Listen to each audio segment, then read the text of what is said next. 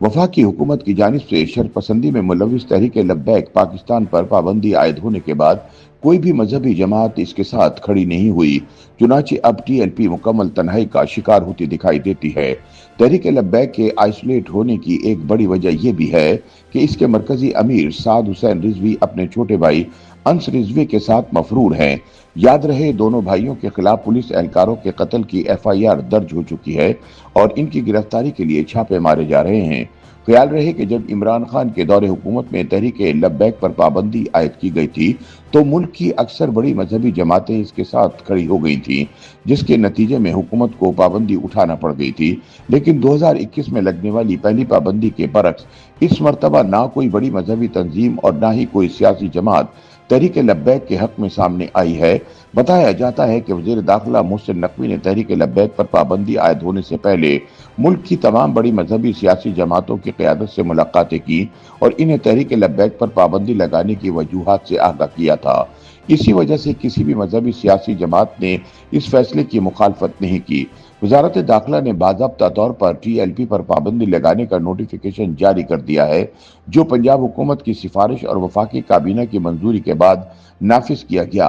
पाबंदी के हुक्मनामे के तहत TLP को इंसदाद दहशतगर्दी एक्ट 1997 के तहत कलअदम तंजीम करार देकर फर्स्ट शेड्यूल में शामिल कर दिया है। इस हुक्मनामे के बावजूद तहरीक लब्बैक को इख्तियार है कि वो 30 दिन के अंदर वजारत कानून और इंसाफ और वजारत दाखिला के अफसरान पर मुश्तमिल नजरसानी कमेटी में इस फैसले के खिलाफ अपील दायर करे।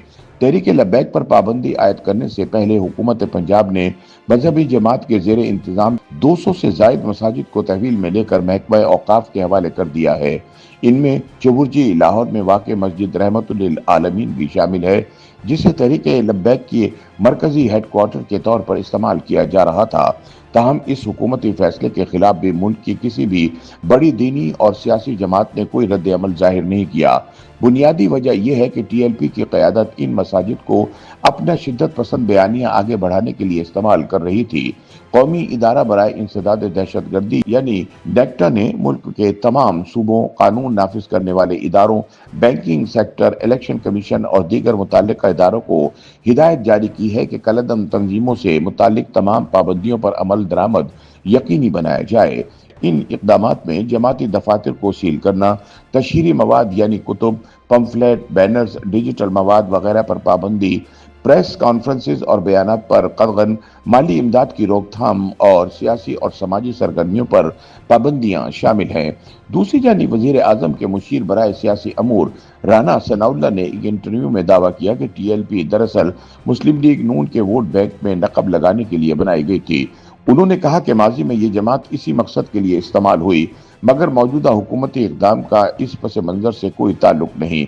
उनके बकौल जमात के तहलील या बहाली से मुतालिक हतमी फैसला वफाकी काबीना के दायरा इख्तियार में है। पाबंदी आयद होने के बाद TLP तीसरी मजहबी और सियासी जमात बन गई है, जिसे कलअदम करार दिया गया है।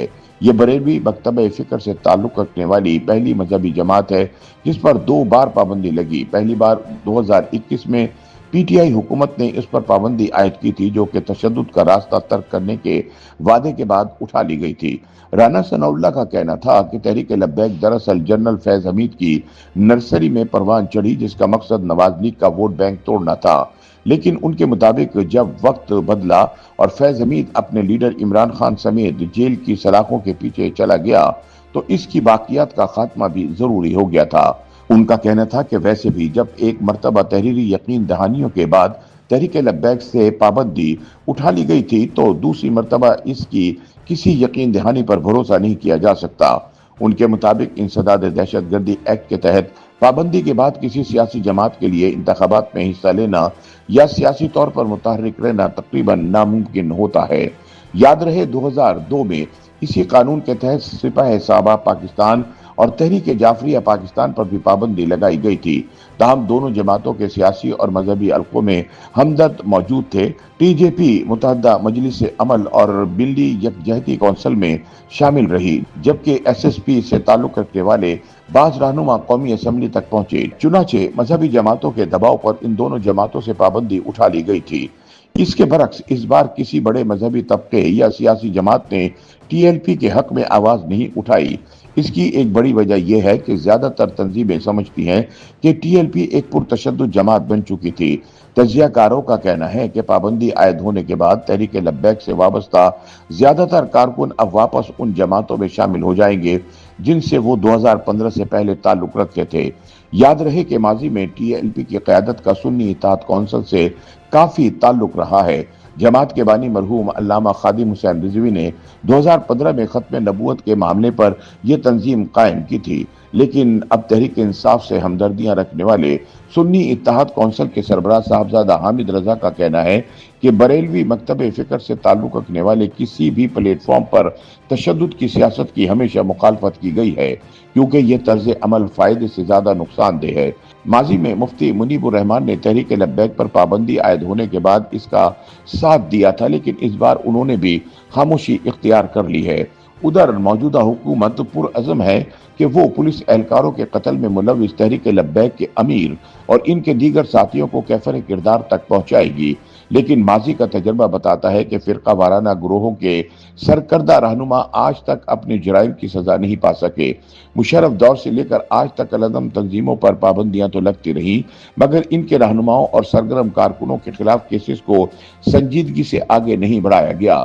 تجزیہ کاروں کا کہنا ہے کہ جب تک مذہبی انتہا پسند جماعتوں کے رہنماؤں اور کارکنوں کے خلاف قانونی کارروائی نہیں ہوتی، محض پابندیوں سے کوئی دیر پر نتیجہ حاصل نہیں کیا جا سکتا۔ ریاست نے آج تک تحریک لبیک پر پابندی عائد کی ہے، لیکن اگر اس سے وابستہ قانون شکن عناصر کو انصاف کے کٹہرے میں نہ لایا گیا تو یہ جماعت کل کو کسی نئے نام اور شاید پہلے سے بھی زیادہ شدت پسند روپ میں دوبارہ سامنے آ سکتی ہے۔ YouTube پر گوگلی نیوز دیکھنے کے لیے youtube.com کی سرچ بار میں googly news T V type کریں۔ گوگلی نیوز کے پیج پر سرخ رنگ کے سبسکرپشن والے بٹن پر کلک کرنا نہ بھولیے۔ YouTube پیج پر اپلوڈ ہونے والی ویڈیوز سے باخبر رہنے کے لیے بیل آئیکن پر کلک کیجیے۔ آپ کو ہر نئی ویڈیو کے بارے میں نوٹیفیکیشن موصول ہو جائے گا۔